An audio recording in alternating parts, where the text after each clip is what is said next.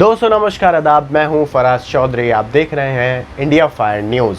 आज की खबर बड़ी अहम खबर है और बड़ी डीप खबर आप इसे कह सकते हैं, तो इसे ध्यान से सुनिएगा और एंड तक ज़रूर सुनिएगा, क्योंकि ये खबर उत्तर प्रदेश चुनाव से जुड़ी हुई है, जहां पर भाजपा ने एक बहुत बड़ा दावा किया है। एक दावा तो वो कर चुके हैं कि वो इस बार के विधानसभा चुनाव में 300 से ज़्यादा सीटें जीतेंगे, मगर साथ में एक और उन्होंने ऐसा खोखला दावा, मैं कहूँगा, उन्होंने किया है जिसके ऊपर से आज मैं पर्दा हटाने वाला हूँ और आपको सच्चाई दिखाने वाला हूँ कि आखिर देश में और उत्तर प्रदेश में हालात असल में क्या है ज़मीनी स्तर पर, और भाजपा क्या दावा कर रही है इस बार के उत्तर प्रदेश विधानसभा चुनाव में। तो भाजपा ने एक ऐसा बड़ा दावा किया है दोस्तों, जो कि मैं आपको आपकी स्क्रीन पर दिखा रहा हूँ। ध्यान से पढ़िएगा इस हेडलाइन को, जहाँ वो कहती है, प्रधानमंत्री का नाम ही काफ़ी है यूपी जीतने के लिए।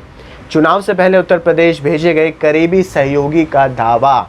आपने देखा उत्तर प्रदेश में जो हलचल मची थी योगी आदित्यनाथ को लेकर, उप मुख्यमंत्री केशव प्रसाद मौर्य को लेकर, कि आखिर यहाँ फेरबदल हो सकती है। योगी जी और मोदी जी के बीच में सब कुछ ठीक नहीं है। दिल्ली से दो लोगों को फीडबैक के लिए लखनऊ भेजा जाता है, उत्तर प्रदेश के हालात का फीडबैक लेने के लिए। वापसी में वो योगी आदित्यनाथ की तारीफों के पुल बांध देते हैं। उन्हीं में से एक सहयोगी ने यह दावा किया है कि प्रधानमंत्री का सिर्फ नाम ही काफ़ी है यूपी जीतने के लिए।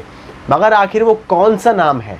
नरेंद्र मोदी नाम है, प्रधानमंत्री मोदी नाम है, नरेंद्र दामोदर दास मोदी नाम है, वो कौन सा नाम है? ये आज मैं आपको बताऊंगा कि आखिर असल चीज़ क्या है जो भाजपा ने आपसे बड़ी आसानी से छुपा ली है। देखिए, पहले खबर की शुरुआत करते हैं। उत्तर प्रदेश में चुनावी बिसात बिछनी शुरू हो गई है। बीजेपी के नए उपाध्यक्ष और पूर्व आईएएस अधिकारी AK शर्मा ने सोमवार को कहा कि राज्य के लोग प्रधानमंत्री नरेंद्र मोदी से उसी तरह प्यार करते हैं जैसे उन्होंने 2013 से 2014 में किया था। 20 जून को लिखे एक खत में और प्रदेश अध्यक्ष स्वतंत्र देव सिंह को संबोधित करते हुए उन्होंने कहा कि मेरी राय में आज भी उत्तर प्रदेश में लोग मोदी जी को उसी तरह प्यार करते हैं जैसे उन्होंने 13-14 में किया था। आने वाले यूपी विधानसभा चुनाव में जीत के लिए उनका नाम ही काफ़ी है। साथ ही पार्टी प्रमुखों और वरिष्ठों का आशीर्वाद भी काफ़ी है। आखिर अब देखिए, प्रधानमंत्री नरेंद्र मोदी का नाम, उनको जो जनता प्यार करती है उत्तर प्रदेश की, इस बात पर मैं नहीं मुकर रहा हूँ। ठीक है, उत्तर प्रदेश की जनता, देश की जनता प्रधानमंत्री नरेंद्र मोदी को प्यार करती होगी, उनके काम को सराहती भी होगी। आखिर देश के हमारे प्रधानमंत्री हैं, अच्छे कामों को हमें सराहना भी चाहिए, मगर गलत नीतियों पर हमें सवाल भी पूछना चाहिए। ये एक जिम्मेदार नागरिक की पहचान होती है। ठीक है, अब मैं आगे आपको फैक्ट्स बताऊंगा, आपको तस्वीरें भी दिखाऊंगा कि आखिर असलियत क्या है। मगर उससे पहले भाजपा की उत्तर प्रदेश इकाई के नवनियुक्त उपाध्यक्ष एवं विधान परिषद सदस्य AK शर्मा ने सोमवार को यह दावा किया कि राज्य में अगले साल प्रस्तावित विधानसभा चुनाव में पार्टी को पहले से भी ज़्यादा सीटें मिलेंगी। पार्टी का प्रदेश उपाध्यक्ष बनाए जाने के बाद शर्मा ने प्रदेश अध्यक्ष स्वतंत्र देव सिंह, पार्टी के राष्ट्रीय और राज्य नेतृत्व का आभार भी उठाया है।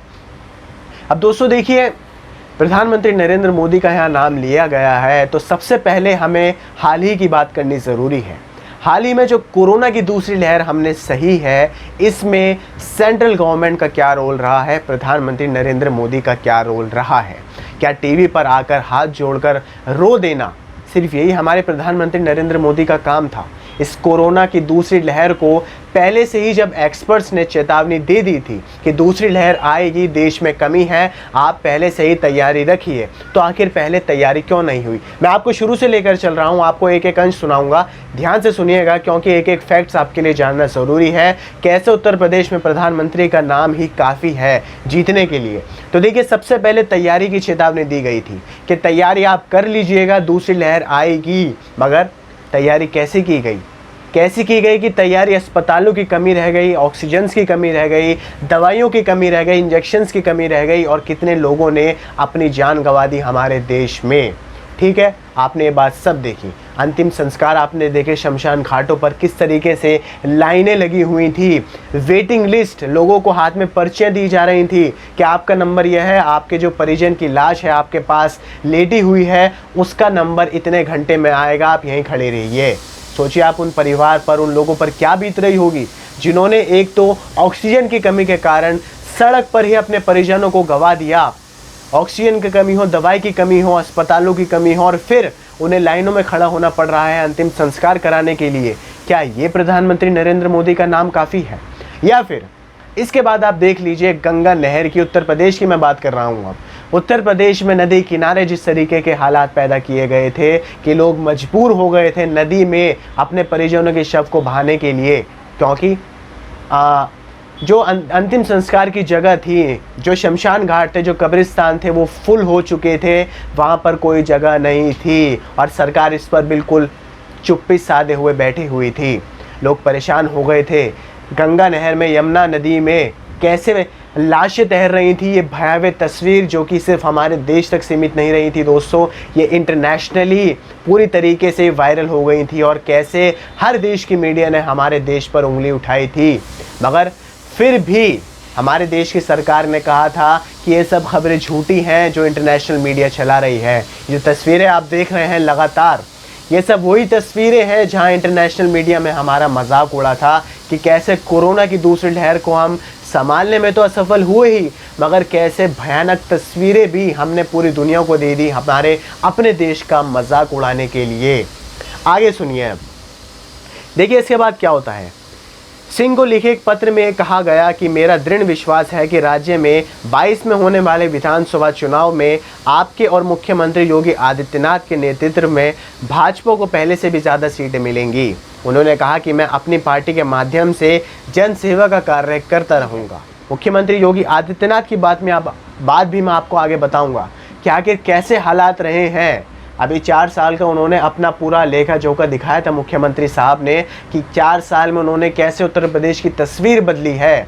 मगर असलियत क्या है मैं आपको फटाफट से एक रिवाइंड दे देता हूँ, क्योंकि आप लोग बड़ी जल्दी भूल जाते हैं। आप लोगों के दिमाग में जो कोई बात आती है, चाहे वो असलियत हो, झूठ तो आप लोग बहुत जल्दी कैच कर लेते हैं, झूठी खबरों को आप बहुत जल्दी सच मान लेते हैं, मगर असली जो चीज़ें होती हैं उसे आप बहुत जल्दी भूल जाते हैं। और यही इस वक्त सबसे बड़ा कारण है कि हमारा देश इतनी मुश्किल परिस्थितियों से गुजर रहा है। ये बात आप नकार नहीं सकते हैं दोस्तों। दूसरी लहर का सारी तस्वीरें, सारी वीडियो, सारी खबरें आपने देखी हैं, उन्हें आप मत झुठलाइएगा। देखिए ये खबर पढ़िए आप, अमर उजाला की खबर है जहां ये कहा गया था यूपी सरकार से तंग आ चुके हैं हम जंगल राज, यहाँ जंगल राज जैसी स्थिति है। ये सुप्रीम कोर्ट ने कहा है, आप इस हेडलाइन में पढ़ सकते हैं। सुप्रीम कोर्ट ने कहा कि उत्तर प्रदेश में जंगल राज है, हम तंग आ चुके हैं। ये खबर भी आपके लिए पूरी नहीं है तो अगली खबर सुनिए।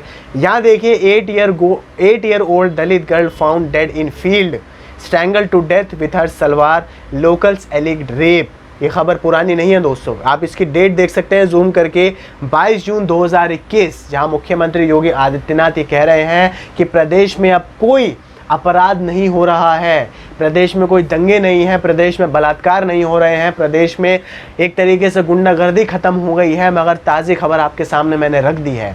इसके बाद देखिए हिंदुस्तान टाइम्स की खबर, 11 rape cases reported every day in UP says NCRB report. ये मैं अपनी तरफ से नहीं कह रहा हूँ, मैं अपनी तरफ से मन की बातें बनाकर नहीं बात कर रहा हूँ। ये हिंदुस्तान टाइम्स की खबर है और ये NCRB की रिपोर्ट है कि उत्तर प्रदेश में हर दिन 11 रेप होते हैं। आगे सुनिए, आप इसके अंदर खबर के जाएंगे तो आप यहाँ पढ़ सकते हैं जो मैं आपको दिखा रहा हूँ कि हर दिन ये नंबर बढ़ते जा रहे हैं। 2015 में 35,908 केस रजिस्टर हुए थे और उसके बाद 2016 में लगभग 50,000 केस रजिस्टर होते हैं। इसमें से लगभग 2500 केस होते हैं वो डाउरी डेथ्स के होते हैं, यानी दहेज प्रथा के। इसके बाद लगभग 15,000 केस डोमेस्टिक वायलेंस के होते हैं और लगभग 15,500 केस किडनैपिंग्स के होते हैं। ये हालात हैं उत्तर प्रदेश के। मुख्यमंत्री योगी आदित्यनाथ के दावों के, प्रधानमंत्री के नाम के, कैसे लोग उनसे मोहब्बत कर रहे हैं। आगे हाथरस का कांड आपको याद होगा, हाथरस में कैसे एक दलित लड़की के साथ बलात्कार किया जाता है और फिर कैसे कई दिनों तक, कई हफ्तों तक एक तस्वीर चलती है हम सबके सामने। बिना परिवार को गांव में ही, घर में ही लॉक कर कैसे अंतिम संस्कार कर दिया जाता है पुलिस द्वारा उस बलात्कार, उस प्रताड़ित लड़की का। आपको वो खबर याद होगी, भूले तो नहीं होंगे आप वो तस्वीरें भी। उन्नाव का केस आपके सामने था, कैसे उन्नाव में भारतीय जनता पार्टी के ही एक नेता ने एक लड़की का रेप किया था। कुलदीप सिंह सेंगर नाम था इसका। इसके बाद देख लीजिए उत्तर प्रदेश में बेरोज़गारी का दर आप देख लें, कैसे बेरोज़गारी का दर बढ़ता ही जा रहा है। देश का हालात तो आप देख ही रहे हैं, मगर उत्तर प्रदेश में चुनाव है, मुख्यमंत्री योगी आदित्यनाथ के दावे हैं, तो इसलिए उत्तर प्रदेश की बात यहाँ करनी ज़रूरी है। उसके बाद आप कोविड केयर देख लीजिए, कोरोना के हालात में उत्तर प्रदेश की बढ़ चढ़कर तारीफ की गई है कि योगी आदित्यनाथ ने बहुत अच्छे तरीके से संभाला है। कई कदमों में आप कह सकते हैं योगी आदित्यनाथ सफल रहे उत्तर प्रदेश को संभालने में, मगर ज़्यादातर उंगलियां उनके खिलाफ उठी हुई हैं। कैसे उत्तर प्रदेश में कोरोना की भयानक तस्वीरें सामने आती हैं। गंगा नदी की मैं जो बात कर रहा था वो भी उत्तर प्रदेश की तस्वीरें थी। गंगा किनारे जो शमशान घाट बना दिया गया था वो भी उत्तर प्रदेश की तस्वीरें थी। उत्तर प्रदेश के मुख्यमंत्री कह रहे थे कि प्रदेश में कोई कमी नहीं है ऑक्सीजन की, मगर ज़मीनी स्तर पर लोग कह रहे थे कि भाई यहाँ ऑक्सीजन का तो नाम ही नहीं है, हमारे परिजनों ने दम तोड़ दिया है। तो दोस्तों कैसी लगी आपको ये जानकारी, मुझे कमेंट बॉक्स में ज़रूर बताइएगा। उत्तर प्रदेश के हालात के बारे में आप क्या सोचते हैं ये भी कमेंट बॉक्स में मुझे बताइएगा। आपको वीडियो पसंद आए इसे लाइक कीजिए, आगे शेयर कीजिए और चैनल को सब्सक्राइब करके बेल आइकन को भी प्रेस कर दीजिएगा। मुझे दीजिए इजाज़त। आदाब, नमस्कार।